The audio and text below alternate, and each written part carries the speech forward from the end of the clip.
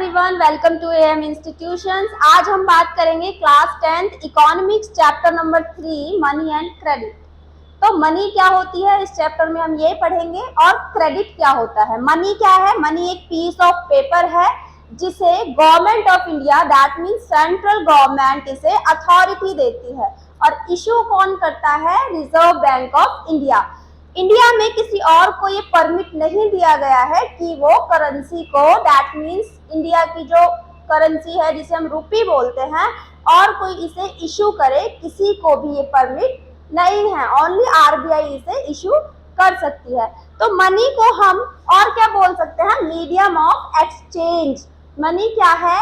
Exchange का एक medium है। दैट मीन्स मनी को देकर हम मनी के बदले में कोई भी कॉमोडिटी या फिर कोई भी सर्विस बाय कर सकते हैं। ठीक है, कॉमोडिटी दैट मीन्स कोई भी चीज, कोई भी सामान या फिर कोई भी सर्विस को हम परचेज कर सकते हैं। किसके बदले में? मनी के बदले में। That's why it is called the medium of exchange, और इसी वजह से मनी को हम मीडियम ऑफ एक्सचेंज कहते हैं। Is that clear everyone? तो आप यहाँ पर देख सकते हो मनी किसकी तरह काम करती है। मनी एक इंटरमीडिएट का काम करती है। इंटरमीडिएट सिंपल लैंग्वेज में बताऊं तो बिचौलियों को बोलते हैं, कि बीच का काम करती है। अगर मनी ना हो बीच में तो कोई भी किसी से सामान नहीं खरीद पाएगा और कोई भी मनी के बदले में अपने किसी कस्टमर को सामान दे पाएगा। तो जो लेन देन का काम है वो मनी से ही चलता है। मनी के बिना लेन देन का काम नहीं चल पाता और इसीलिए हम मनी को क्या बोलेंगे? इंटरमीडिएट। ठीक है, तो money act as an intermediate, intermediate की तरह काम करती है money in the exchange process. जो भी लेन देन होता है उस प्रोसेस में एक इंटरमीडिएट का काम करती है money. It is called the medium of exchange and that's why it is called the medium of exchange, क्योंकि मनी से ही हम लेन देन का काम पूरा करते हैं। क्लियर? तो इसमें बोला गया person holding money can easily exchange it for any commodity और सर्विस दैट ही और she might want. That means एक पर्सन जिसके पास भी मनी है वो मनी को एक्सचेंज करके, दैट मीन्स मनी के बदले में, मनी को देकर वो कोई भी कॉमोडिटी या फिर कोई भी सर्विस परचेज कर सकता है। ठीक है, तो चलते हैं आगे। ये था हमारा मनी। एक बार आप देख सकते हैं इसे, मनी क्या है? मीडियम ऑफ एक्सचेंज है। और मनी क्या है? एक इंटरमीडिएट है जिसकी वजह से हम कोई भी चीज खरीद सकते हैं और बेच सकते हैं। ठीक है, तो पुराने टाइम में क्या था? मॉडर्न फॉर्म ऑफ मनी हम पढ़ेंगे। प्रीवियस टाइम, जो पास्ट टाइम जा चुका है, उसमें लोग क्या करते थे? अर्ली टाइम्स में जो इंडियंस थे वो किस चीज का यूज करते थे सामान खरीदने के लिए? वो ग्रेन्स का और कैटल का मनी की तरह यूज करते थे। कौन? इंडियंस। हमारे इंडियंस ग्रेन्स और कैटल का यूज करते थे मनी के रूप में। Clear everyone? उसके बाद क्या हुआ? धीरे धीरे मेटालिक कॉइन्स आने स्टार्ट हो गए, जैसे कि गोल्ड, सिल्वर, कॉपर। इन सब की, जो भी ये मेटल्स हैं, इन सब की अपनी एक इंट्रिंसिक वैल्यू होती है। ठीक है, जैसे गोल्ड की एक अपनी इंट्रिंसिक वैल्यू है।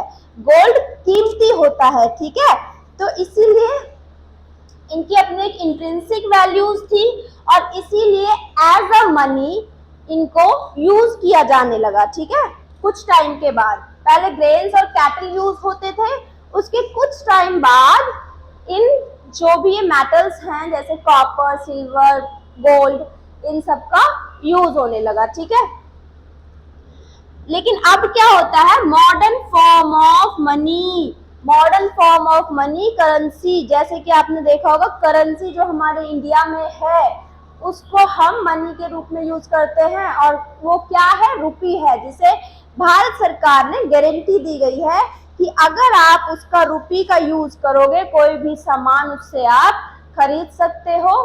दैट मीन्स क्यों खरीद सकते हो? क्योंकि भारत सरकार ने इसको अथॉरिटी दी गई है। ठीक है, अदरवाइज मनी कुछ नहीं है, एक पीस ऑफ पेपर है। क्योंकि इसको सेंट्रल गवर्नमेंट ने अथॉरिटी दी है, इसीलिए रुपीज की एक एक्सट्रिंसिक वैल्यू होती है, उसको एक गवर्नमेंट ने वैल्यू दे दी है जिस वजह से हम कोई भी सामान परचेज कर सकते हैं, किसके बदले में? मनी के बदले में। ठीक है, तो करेंसी, पेपर नोट्स, क्या होती है currency? Paper notes and coins. Clear everyone? जो मॉडर्न फॉर्म ऑफ मनी है, जैसे कि अभी मैंने बताया, currency and deposits are closely linked to the working of the modern banking system. ये किससे लिंक है? हमारी करेंसी मॉडर्न बैंकिंग सिस्टम जो चल रहा है उस बैंकिंग सिस्टम से कनेक्ट है। ठीक है, तो ये पूरी की पूरी जो भी ये इकोनॉमी सिस्टम चल रहा है ये बैंकिंग से इंटरलिंक होता है। Clear everyone? नेक्स्ट टॉपिक पे चलते हैं। तो ये था आपका मॉडर्न फॉर्म ऑफ मनी जो आजकल चल रहा है आपका रुपी, और रुपी आपका पेपर नोट भी हो सकते हैं और कॉइन्स भी हो सकते हैं। Clear everyone? अब इंडिया में क्या है? The reserve Bank of India, जैसे कि मैंने अभी बताया कि आरबीआई इसको इश्यू करवाता है। आरबीआई के अलावा किसी और को परमिशन नहीं है कि वो नोट्स को, करेंसी को इश्यू करवाए। ठीक है, तो Reserve Bank of India issues currency. Currency को इशू कौन करवाता है? Reserve Bank of India. Notes on behalf of the central government, और किसके बिहाफ पर? अथॉरिटी कौन देती है? Central government. ठीक है, नो अदर इंडिविजुअल और organisation is allowed to issue currency. किसी और को ये परमिशन नहीं है कि वो करेंसी को इशू करवाए। ठीक है, the rupee is widely accepted as the medium of exchanges in India. तो रूपी का वाइडली यूज होता है एक्सचेंज के तौर पे। किसका वाइडली यूज होता है? रूपी का। हमारे इंडिया में जो करेंसी चलती है वो रूपी चलती है। ठीक है, आगे चलते हैं। तो इंडिया में मीडियम ऑफ एक्सचेंज क्या है जो वाइडली यूज होता है? वो है रूपी। ठीक है, जैसे यूएसए में, यूनाइटेड स्टेट ऑफ अमेरिका में डॉलर का यूज होता है, ऐसे ही हमारे इंडिया में रूपी का यूज होता है। आगे चलते हैं हम। Deposits in banks. बैंक में डिपॉजिट्स कैसे होते हैं? डिपॉजिट करने वाले को क्या कहते हैं?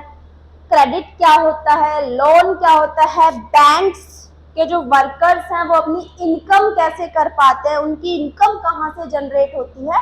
ये सब हम देखेंगे अब इस टॉपिक में। ठीक है, डिपॉजिट्स इन बैंक। तो यहाँ पर आप देख सकते हो the other forms in which people hold money is as deposits with bank। ठीक है, तो पीपल जिनके पास मनी है वो उसको बैंक्स में डिपॉजिट्स करते हैं। ठीक है, पीपल डिपॉजिट करते हैं अपने एक्स्ट्रा कैश को, जो उनका एक्स्ट्रा कैश होता है, जो उनकी सेविंग्स होती है, उसे वो कहाँ डिपॉजिट करते हैं? अपने बैंक अकाउंट्स में डिपॉजिट करते हैं। With the banks by opening a bank account in their name. अपने नाम से एक बैंक अकाउंट ओपन करवाते हैं और उसमें उनकी जितनी भी सेविंग्स होती है उसे वो डिपॉजिट करते हैं। Clear everyone? और बैंक उसको, उनके डिपॉजिट्स को एक्सेप्ट करता है और उसके बदले में, उस मनी के बदले में उन्हें कुछ इंटरेस्ट भी पे करता है। जैसे आपने देखा होगा, आप कुछ मनी बैंक अकाउंट में डिपॉजिट करने जाओगे तो उसके बदले में आपको कुछ इंटरेस्ट भी मिलता है। ठीक है, जैसे कुछ परसेंट, 5%, 10%, कुछ ना कुछ परसेंट आपको इंटरेस्ट मिलता है जो भी मनी आपकी बैंक अकाउंट में डिपॉजिट होती है। ठीक है, तो एक अमाउंट पे करता है बैंक इंटरेस्ट के रूप में ऑन द डिपॉजिट। जो भी डिपॉजिट होगा उसके ऊपर आपको इंटरेस्ट भी मिलेगा बैंक की तरफ से। ठीक है, तो नेक्स्ट है the deposits in the bank account can be withdrawn on demand.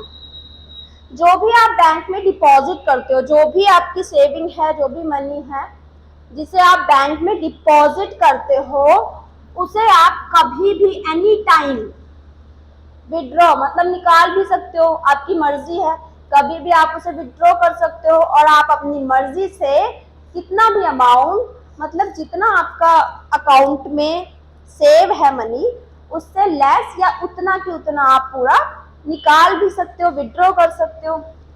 और अपनी डिमांड पे, आपकी डिमांड होती है कि हम इतना निकालेंगे या उससे ज्यादा निकालेंगे या इससे कम निकालेंगे, डिमांड पे आप पैसे निकालते हो और इसीलिए इसको हम क्या बोलेंगे, जो आपकी बैंक में मनी डिपॉजिट होती है जिसे आप अपनी डिमांड पर कभी भी निकाल सकते हो, उसे हम डिमांड डिपॉजिट्स बोलते हैं। Clear everyone? और इस पेमेंट को कैसे करते हैं, चेक द्वारा की जाती है बजाय कैश के। ठीक है, नेक्स्ट है चेक। क्या होता है चेक, भी आपको पता होना चाहिए। एक पेपर है चेक, चेक एक पेपर होता है, कागज होता है एक, ठीक है, जिसमें बैंक की सारी इंस्ट्रक्शंस लिखी होती है। ठीक है, सारी इंस्ट्रक्शंस लिखी होगी उसमें। और किसको पे करते हैं चेक के थ्रू, किसको पे कर सकते हैं, एक स्पेसिफिक अमाउंट पे होता है चेक के थ्रू, जिसके नाम पर वो चेक है उसे वो पेमेंट करी जाती है, जिसके नाम पर भी वो चेक होता है। ठीक है, किसी भी पर्सन के अकाउंट से उस पर्सन के अकाउंट में भेजा जाता है जिस पर्सन के नाम से वो चेक इशू होता है। जिस पर्सन के नाम से वो चेक इशू होता है उस पर्सन के अकाउंट में उस चेक के थ्रू कोई भी अमाउंट, कितने भी रुपीस का चेक हो सकता है, ठीक है, कोई भी अमाउंट उस पर्सन के अकाउंट में डाला जाता है। ठीक है, कोई भी अमाउंट। तो ये था हमारा पूरा की पूरा डिपॉजिट्स के बारे में, बैंक में जो भी आप डिपॉजिट्स करते हो। आगे चलते हैं हम, और भी चीजें इसमें हम देखेंगे और क्या क्या होता है। आप डिपॉजिट्स को बैंक जो है वो सारा के सारा डिपॉजिट का क्या करता है, वो लोन के रूप में देता है या फिर अपने पास रखता है सारा के सारा, वो सब हम देखेंगे। ठीक है, तो यहाँ पर आप देख सकते हो लोन के बारे में, loan activities of bank. Bank की जो लोन एक्टिविटीज होती हैं वो किस तरह से होती हैं, बैंक इनकम कैसे जनरेट करता है, लोन कैसे देता है, और डिपॉजिटर्स को जो इंटरेस्ट देता है वो कैसे देता है, और बदले में जो लोन देता है उसके बदले में भी इंटरेस्ट लेता है बैंक। ठीक है, इन सब चीजों के बारे में हम देखेंगे। तो bank keeps only a small proportion of their deposits as cash with themselves। जो बैंक होते हैं ना, अब डिपॉजिटर्स जो होते हैं वो तो सारा की सारा अपना पैसा जो डिपॉजिट करके जाते हैं, तो बैंक के पास बहुत सारा पैसा इकट्ठा हो जाता है।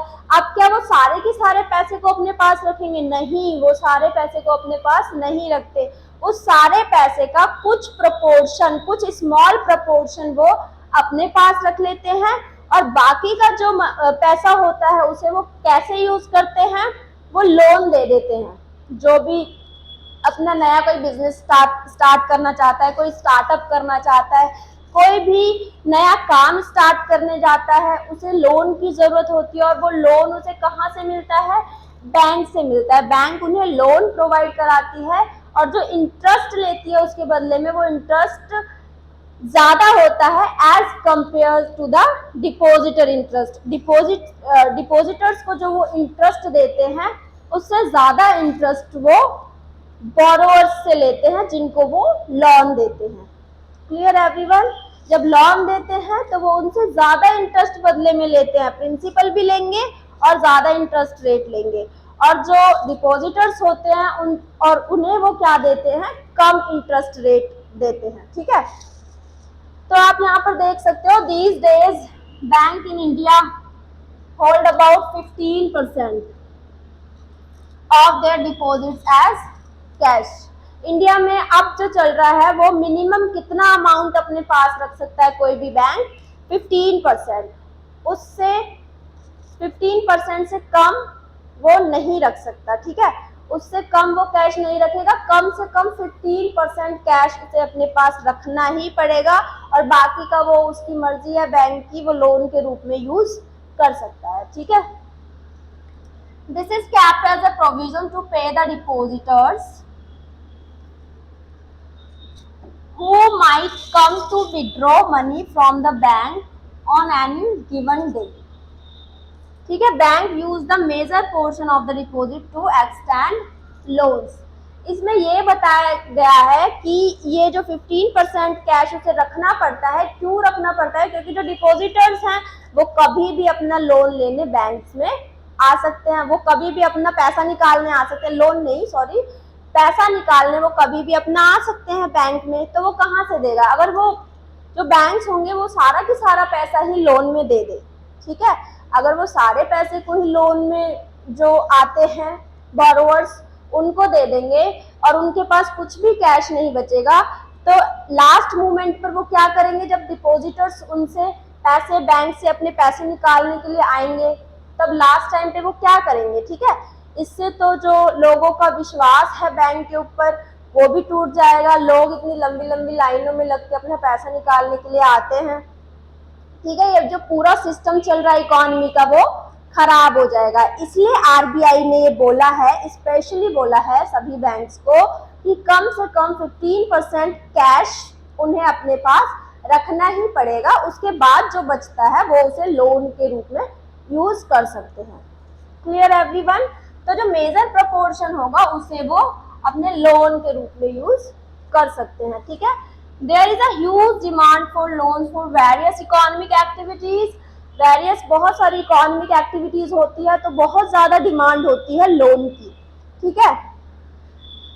जो बैंक्स है वो हायर इंटरेस्ट रेट चार्ज करते हैं, जैसे कि मैंने बताया लोन पर तो वो हायर रेट पर इंटरेस्ट चार्ज करते हैं, लेकिन जब डिपॉजिटर्स को उन्हें देने की बारी आती है तो वो कम इंटरेस्ट पे उन्हें देते हैं, ठीक है, कम इंटरेस्ट रेट पे। तो हायर इंटरेस्ट रेट चार्ज करते हैं लोन पर than what they offer on deposit, deposits पे वो कम इंटरेस्ट ऑफर करेंगे जबकि लोन्स पर वो higher rate of interest charge करते हैं। Clear everyone? और इन दोनों के बीच का जो डिफरेंस होगा ना, ठीक है, इन दोनों के बीच का जो डिफरेंस होगा दैट मीन्स बोरोवर्स को जो वो लोन दे रहे हैं हायर रेट पे दे रहे हैं जबकि डिपॉजिटर्स को वो कम रेट ऑफ इंटरेस्ट ऑफर कर रहे हैं, इन दोनों के बीच का जो डिफरेंस निकल के आता है, बीच में जो इनकम बच जाती है, डिफरेंस जो बीच की मनी बच जाती है, उसी मनी से जो बैंक्स हैं वो अपना काम चलाते हैं और उसी से उनकी इनकम जनरेट होती है। Clear everyone? तो देख सकते हो आप the difference between what is charge from borrowers and what is paid to the depositors. Borrower से जो वो इंटरेस्ट चार्ज कर रहे हैं और डिपॉजिटर्स को जो वो इंटरेस्ट ऑफर कर रहे हैं, दोनों के बीच का जो डिफरेंस होगा उसी से उनकी इनकम जनरेट होती है, मेन सोर्स ऑफ इनकम होता है वो बैंक्स का, ठीक है, वो उनका मेन सोर्स ऑफ इनकम होता है, उसी से उसके बैंक्स के सारे काम चलते हैं, उसी से उनकी इनकम जनरेट होती है। तो आप कह सकते हो कि इनकम कैसे जनरेट होती है भैया? इनकम जनरेट होती है वो जो लोन पर इंटरेस्ट लोन पर लेते हैं और डिमांड्स पर इतना कम इंटरेस्ट वो ऑफर कर रहे हैं, दोनों के बीच के डिफरेंस से ही उनकी इनकम जनरेट हो रही है। जैसे कि मान लो बोरोवर्स को दे रहे हैं वो सिर्फ 5% इंटरेस्ट रेट, ठीक है, जबकि जिन्हें वो लोन दे रहे हैं, ठीक है, जो डिपॉजिटर्स हैं डिपॉजिटर्स को वो सिर्फ 5% इंटरेस्ट रेट दे रहे हैं, ठीक है, जबकि बोरोवर्स हैं जिनको वो लोन देते हैं उनको देते हैं मान लो 20% पे, ठीक है। अब 20% पर इनसे वो इंटरेस्ट लेंगे जो बोरोवर्स होंगे और 5% डिपॉजिटर्स को देंगे। इन दोनों के बीच का डिफरेंस कितना निकल के आया? मान लो 15%। ये एक हमने एग्जांपल के तौर पर लिया है। तो जो 15% जो डिफरेंस निकल के आता है, इसी मनी से बैंक्स का काम चलता है और बैंक्स की इनकम जनरेट होती है। Clear everyone? क्लियर? कोई दिक्कत तो नहीं है? जैसे हम लोग डिपॉजिटर्स हैं, पानी पी लेते हैं, थोड़ा गला दुख गया, ठीक है।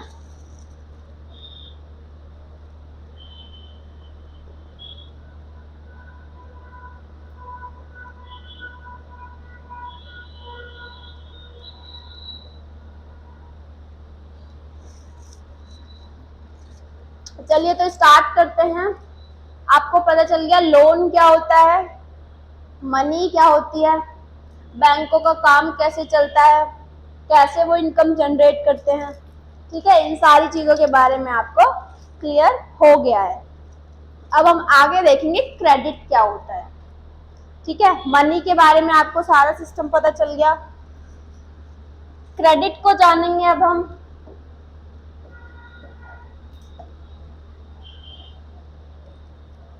क्रेडिट कुछ भी नहीं है, क्रेडिट यही है जो लोन लेते हैं लोग, लोन लेते हैं और उसे इंटरेस्ट के साथ, प्रिंसिपल प्लस इंटरेस्ट के साथ उन्हें वो पूरा की पूरा लोन वापस चुकाना पड़ता है कुछ टाइम के बाद। मतलब कोई भी जो बोरोअर होगा वो किसी से भी अगर लोन लेता है तो बदले में वो प्रिंसिपल अमाउंट प्लस में इंटरेस्ट सारा की सारा फ्यूचर में उसे सारा की सारा सबमिट कराना होता है। ठीक है, ये एक उसका प्रॉमिस होता है, वो जिससे भी लोन ले रहा है उससे वो प्रॉमिस करता है कि मैं प्रिंसिपल प्लस इंटरेस्ट के साथ फ्यूचर में सारा की सारा अमाउंट पे कर दूंगा, जिसे हम क्या बोलते हैं, क्रेडिट बोलते हैं। ठीक है, तो आप देख सकते हो क्रेडिट क्या है, लोन को ही हम क्रेडिट बोलते हैं। लोन कोई भी ले सकता है जिसको लोन की जरूरत है। ठीक है, loan refers to an agreement in which the lender supplies the borrowers with money, goods or services in return for the promise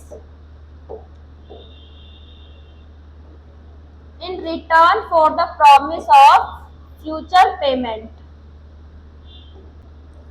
ठीक है, लैंडर बोरोवर को लोन देता है जिसके बदले में बोरोवर लैंडर को ये प्रॉमिस करता है कि फ्यूचर में वो प्रिंसिपल प्लस इंटरेस्ट के साथ उसका सारा के सारा पैसा चुका देगा, और जिसको हम किस टर्म से डिनोट करते हैं, क्रेडिट। क्या टर्म होती है वो, क्रेडिट। इसी को हम क्या बोलते हैं, क्रेडिट बोलते हैं। तो यहाँ पर हम दो एग्जांपल्स लेंगे जिससे कि आप जो ये क्रेडिट है इसको आप अच्छे से समझ पाओगे। Clear everyone? तो यहाँ पर हम 2 एग्जांपल्स लेते हैं। ये 2 एग्जांपल्स कौन कौन से हैं, आपकी इकोनॉमी की बुक में भी होगा। एक हम सलीम का एग्जांपल लेंगे और एक हम स्वप्ना का एग्जांपल लेंगे। ठीक है, तो सलीम भी क्रेडिट लेता है, दैट मीन्स लोन लेता है। ठीक है, और स्वप्ना भी लोन लेती है। फर्क सिर्फ ये है कि जो सलीम लोन लेता है उससे उसकी कंडीशन और अच्छी हो जाती है, लेकिन जो स्वप्ना लोन लेती है उससे उसकी कंडीशन और भी खराब हो जाती है। ठीक है, तो सलीम के केस में आप देख सकते हो, सलीम ने क्रेडिट लिया, क्रेडिट मिला सलीम को अपने working needs, working capital needs, production की जो भी उसकी वर्किंग नीड्स थी उसको फुलफिल करने के लिए उसने एक लोन लिया सलीम ने। ठीक है, उस क्रेडिट ने उसकी हेल्प की अपने प्रोडक्शन को बढ़ाने में। उसके प्रोडक्शन को बढ़ाने में किसने उसकी हेल्प की है, जो उसने लोन लिया है उसने उसकी हेल्प की है। इससे उसका प्रोडक्शन भी कंप्लीट हो जाता है टाइम पर, और उससे उसकी अर्निंग्स भी क्या होती है, इंक्रीज होती है। उसकी अर्निंग भी इंक्रीज हो जाती है और वो टाइम पर अपना सारा के सारा लोन जो उसने लिया है प्रिंसिपल प्लस इंटरेस्ट के साथ चुका देता है, और उसको प्रॉफिट भी अच्छा खासा हो जाता है। जैसे मैं आपको थोड़ा डिटेल में समझाऊं तो, जैसे सलीम है, ठीक है, सलीम को एक ऑर्डर मिलता है जूतों का। ड्राइंग इतनी अच्छी नहीं है, समझ जाना। ठीक है, जूते बनाने का उसको ऑर्डर मिलता है, बहुत बड़ा ऑर्डर मिलता है। मान लो 1000 जूते, 4000 जूते बनाने का ऑर्डर उसे मिलता है। ठीक है, तो वो एक लेदर वाले से, एक लेदर जो सेलर होता है उस लेदर बेचने वाले से वो लेदर लेता है, और लेदर बेचने वाले को बोल देता है कि वो सारा पैसा उसका फ्यूचर में चुकाएगा। ठीक है, इस लेदर वाले को वो फ्यूचर में पैसा चुकाएगा। ये जो सलीम है, ये जो बंदा है सलीम, इसको इस शू वाले ने ऑर्डर दिया है 4000 शू बनाने का, 4000 पेयर ऑफ शू बनाने का, ठीक है। अब ये सलीम क्या करता है, लेदर वाले से लेदर ले लेता है और बदले में इसको क्या बोलता है कि वो फ्यूचर में उसका सारा पैसा थोड़े टाइम के बाद पूरा की पूरा पैसा उसका चुका देगा। और जो इसे 4000 शू बनाने का ऑर्डर मिलता है, इससे वे 1000 शू का 1000 जोड़ी जूतों की पेमेंट वो पहले ही करवा लेता है एडवांस में, ठीक है। एडवांस पेमेंट ले लेता है पहले ही, ठीक है। अब एडवांस पेमेंट जब ये पहले ही लेता है तो इस पेमेंट से वो लेदर वाले का सारा पैसा चुका देता है और जो भी बनाने में जो भी लागत आती है वो अपने शू बनाने में वो भी इसका पूरा हो जाता है, ठीक है। और बाद में फ्यूचर में क्या होता है, इसका ऑर्डर जब कंप्लीट होता है ये इसके सारे शू बना देता है, इसको सारे शू, और फ्यूचर में इससे शू वाले से सारे के सारे पैसे लेता है और लेदर वाले को भी सारे पैसे चुका देता है। तो इसे इस चीज से, इस पूरा जो भी इसने किया है, जो भी इसका प्रोडक्शन हुआ है, इससे ये बहुत अच्छा खासा प्रॉफिट जनरेट कर लेता है, ठीक है।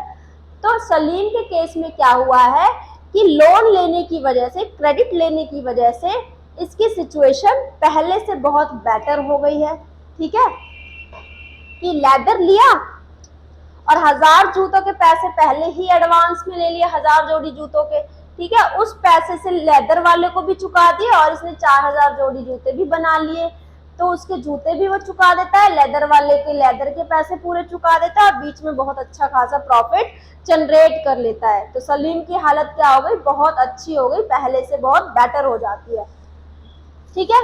तो आप कह सकते हो इस सिचुएशन में क्या हुआ है कि क्रेडिट ने हेल्प की है सलीम की अर्निंग इंक्रीज करने में। इससे जो क्या हुआ है, इस पर्सन की सिचुएशन है वो पहले से बेटर हो गई है, ठीक है। तो सलीम का केस आई होप आपको बहुत अच्छे से समझ आ गया होगा, ठीक है।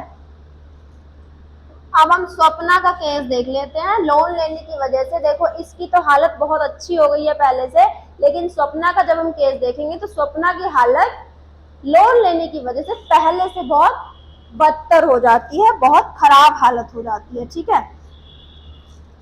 तो स्वप्ना के केस में देख लेते हैं। स्वप्ना एक इतनी पढ़ी लिखी वुमेन तो है नहीं, एजुकेटेड भी नहीं है, और जो उसे लोन मिलता है पढ़ा लिखा ना होने की वजह से लोन मिलता है बहुत हाई इंटरेस्ट रेट पर, और बैंक से वो नहीं लेती है, वो डायरेक्ट मनी लेंडर से, किसी भी जमींदार से वो ले लेती है, और वो एक बहुत छोटी किसान होती है, फसल उगाने का काम वो करती है। तो स्वप्ना की हालत को हम देख लेते हैं। स्वप्ना के केस में क्या होता है, the failure of the crop, मतलब जो भी वो फसल उगाती है, स्वप्ना ने एक लोन लिया, उस लोन से उसने फसल उगाई, जो भी क्रॉप उसने उगाई है वो फेलियर, मतलब पूरी की पूरी उसकी क्रॉप खराब हो जाती है, ठीक है। The failure of crop made loan repayment impossible. अब फसल पूरी की पूरी खराब हो गई, जिस लोन से उसने सोचा था मैं फसल उगाऊंगी, बहुत अच्छे खासे रेट में उस फसल को बेच दूंगी और जो भी मेरा लोन है सारा की सारा चुका भी दूंगी, लेकिन फसल खराब होने की वजह से वो ऐसा नहीं कर पाती, उसकी हालत और भी खराब हो जाती है, ठीक है।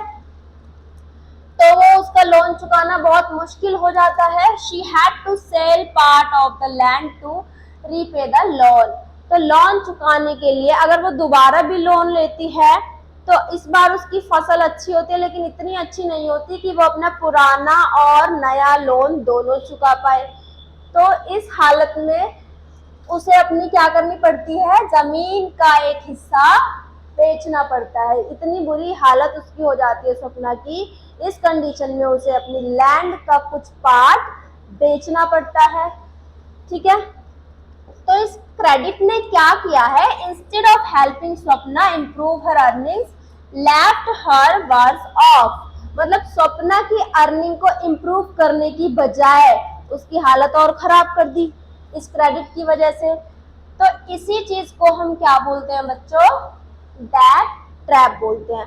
डेट ट्रैप मतलब कर्जे के जाल में वो फंस जाती है, कर्जे पे कर्जा वो लेती है और उस जाल के अंदर स्वप्ना फंस के रह जाती है। ठीक है, क्योंकि लोन लिया, फसल खराब हो गई, लोन वो नहीं चुका पाई, दोबारा लोन लिया, फिर फसल ठीक ठाक हो गई लेकिन इतनी अच्छी भी नहीं हुई कि वो पुराना लोन भी चुका दे और नया लोन भी चुका दे। इस तरह लोन पर लोन लेने से वो डेट ट्रैप में फंस जाती है, कर्जे के जाल में फंस जाती है। ठीक है, इस केस में क्रेडिट ने क्या किया है, pushes the borrower into a situation from which recovery is very painful। उस borrower को इस situation में डाल दिया कि उसे अपना लोन चुकाना बहुत मुश्किल पड़ रहा है। ठीक है, बहुत पेनफुल है लोन चुकाना उसकी इस कंडीशन में। Clear? whether credit would be useful or not depends on the risk in the situation and whether there is some support in case of loss। तो अब क्रेडिट आपने अच्छे से समझ लिया होगा। क्रेडिट जो है वो दो चीजों पर डिपेंड करता है। दो चीज कौन कौन सी है कि रिस्क कितना है, सिचुएशन, जो भी सिचुएशन क्रिएट कर रहा है कोई भी पर्सन, कोई भी काम शुरू कर रहा है उसमें रिस्क कितना है, और अगर वो लोन ले रहा है तो अगर उसे लॉस होता है तो लॉस के केस में उसे कोई सपोर्ट मिलता है या नहीं मिलता, इस पर भी डिपेंड करती है क्रेडिट की सिचुएशन। Clear everyone? तो क्रेडिट इन दो चीजों पर डिपेंड है, risk in the situation and loss के केस में कुछ सपोर्ट मिलेगा या नहीं, इस चीज पर भी डिपेंड करता है क्रेडिट। तो इन दो एग्जाम्पल से हमने सीखा कि सलीम के केस में उसने बहुत अच्छा खासा प्रॉफिट अर्न किया, जबकि स्वप्ना के केस में वो डेट ट्रैप में फंस जाती है। Clear everyone? तो ये था क्रेडिट का पूरा की पूरा सिस्टम, किस तरह से क्रेडिट काम करता है। ठीक है, आगे चलते हैं। I hope you clear everything of this topic. ठीक है, अब क्रेडिट की टर्म्स क्या होती हैं, टर्म्स ऑफ द क्रेडिट। तो बेटा टर्म्स देख लेते हैं क्रेडिट की। अब कुछ टर्म्स भी हम देखेंगे। Every loan agreement specifies an interest rate which the borrower must pay to the lender along with the repayment of the principal। तो जो भी लोन एग्रीमेंट होता है उसमें ये लिखा हुआ होता है कि जो भी बोरोवर है उसे प्रिंसिपल के साथ साथ इंटरेस्ट भी चुकाना पड़ेगा। ठीक है, in addition lenders also demand collateral against loans, और उसके बदले में, अब लोन ऐसा तो है नहीं कि कोई भी किसी से मांगेगा और किसी भी राह चलते बंदे को लोन दे देंगे कि लो भैया 1 करोड़ रुपए ले लो तुम और अपना काम चला लो, ऐसे तो नहीं है ना। लोन देने की भी कुछ टर्म्स एंड कंडीशंस होती है, क्योंकि अगर ऐसे ही आप किसी को भी दे दोगे पैसे, अपना जो भी आपका बचा हुआ पैसा है उसको किसी को भी दे दोगे तो कोई गारंटी थोड़ी ना है कि वो बदले में आपको वापस मिल जाएगा। तो जो ये कोलेट्रल है ना, ये गारंटी होती है कि गारंटी के तौर पर जो भी बोरोवर होता है जो लोन लेने के लिए आता है उसे गारंटी के तौर पर कुछ ना कुछ चीज, कोई भी चीज हो सकती है, कोई भी अपना व्हीकल हो सकता है, कोई भी गोल्ड वगैरह हो सकता है, अपनी कोई प्रॉपर्टी के पेपर्स हो सकते हैं, कुछ डॉक्यूमेंट्स हो सकते हैं, तो सिक्योरिटी के तौर पर उसे कुछ ना कुछ बैंक्स के पास या जिससे भी वो लोन ले रहा है उसके पास रखना पड़ता है। ठीक है, क्लियर एवरीवन? तो हमें कुछ ना कुछ डॉक्यूमेंट्स चाहिए होते हैं, लोन हमें ऐसे ही कोई नहीं दे देता, या तो रिश्तेदार फ्रेंड्स, अगर आप इनफॉर्मल लोन लेते हो तो वो फिर भी दे देते हैं, लेकिन वो भी आपसे तब देते हैं जब वो बैंकों से ज्यादा, आपसे उनसे ज्यादा high rate of interest charge करते हैं। बैंक्स पे फिर भी कम रेट ऑफ इंटरेस्ट पे आपको लोन मिल जाएगा, लेकिन कहीं और से जब आप लेते हो तो हाई रेट ऑफ इंटरेस्ट मिलता है, हाई रेट ऑफ इंटरेस्ट पे आपको लोन मिलता है। ठीक है, तो कोलेट्रल यही है, सिंपल लैंग्वेज में बताऊं तो कोलेट्रल मतलब गिरवी रखना। ठीक है, आपको कोई भी चीज, कोई भी अपनी प्रॉपर्टी के पेपर्स, कोई भी सामान, अपना कोई भी व्हीकल, गिरवी रखना पड़ता है लोन के बदले में। आपको लोन तभी मिलेगा जब आप कुछ ना कुछ सिक्योरिटी के तौर पर गिरवी रखते हो, ठीक है, कुछ ना कुछ कोलेट्रल रखते हो उनके पास। तो कोलेट्रल क्या होता है, यहाँ पर वही चीज बताई गई है। कोलेट्रल एक एसेट है दैट द बोरोवर्स ओन्स, कुछ भी हो सकता है, कोई भी एसेट जो बोरोवर के पास होता है, जो बोरोवर का खुद का एसेट होता है, कोई भी हो सकता है, जैसे उसका लैंड, उसकी बिल्डिंग, उसका व्हीकल, लाइफ स्टॉक, कोई भी डिपॉजिट्स, बैंक्स के साथ जो भी उसकी डिपॉजिट्स होती है, उसके बदले में ही उसे लोन मिलता है, ठीक है। And uses this as a guarantee, guarantee के तौर पर वो इसे यूज करता है, तभी बैंक उसे लोन देते हैं कि कुछ ना कुछ गारंटी उसे रखनी पड़ेगी to a lender until the loan is repaid. और वो लैंडर के पास उसे जब तक कोई भी चीज गिरवी रखनी पड़ती है, जब तक कि वो अपना पूरा की पूरा लोन चुका नहीं देता, ठीक है। जब वो अपना पूरा लोन चुका देगा, उसके बाद उसने जो भी चीज गिरवी रखी है वो उसे वापस मिल जाएगी। जो भी कोलेट्रल के रूप में कोई भी चीज रखी है वो उसे वापस मिल जाती है। क्लियर है एवरीवन? ठीक है, तो यहाँ पर आप देख सकते हो, if the borrower fail to repay the loan the lender has the right to sell the asset और कोलेट्रल टू ऑब्टेन पेमेंट। अगर जो बोरोवर होता है वो लोन चुकाने में फेल हो जाता है, तो लैंडर के पास ये पूरी परमिशन होती है कि जो भी कोलेट्रल के तौर पर उसने गिरवी रखा है, जो भी सिक्योरिटी उसके पास रखी है, वो उसे बेचकर अपना जो भी उसकी पेमेंट है वो पा सकता है। जो भी उसने लोन के रूप में दी थी वो उस कोलेट्रल का यूज करता है अपनी पेमेंट के लिए, ठीक है। उस एसेट को या उस कोलेट्रल को बेच सकता है और जो भी उसने वो पैसा दिया है लोन के तौर पर वो उसे रिकवर कर सकता है, ठीक है। Interest rate, collateral and documentation requirement and the mode of repayment together is called the terms of credit. अब टर्म्स ऑफ क्रेडिट में क्या क्या चीजें आ जाती हैं? इंटरेस्ट रेट, किस इंटरेस्ट रेट पर लोन दिया जा रहा है, कोलेट्रल पर भी डिपेंड होता है, क्या क्या डॉक्यूमेंट सबमिट कराने पड़ेंगे, रिक्वायरमेंट क्या है, रीपेमेंट का मोड क्या है, किस रूप में रीपेमेंट हो रही है, ठीक है। तो इन सारी चीजों को मिलाकर हम क्या बोलते हैं? टर्म्स ऑफ क्रेडिट, ठीक है। तो आई होप कि आपको ये टर्म्स ऑफ क्रेडिट समझ आ गया होगा।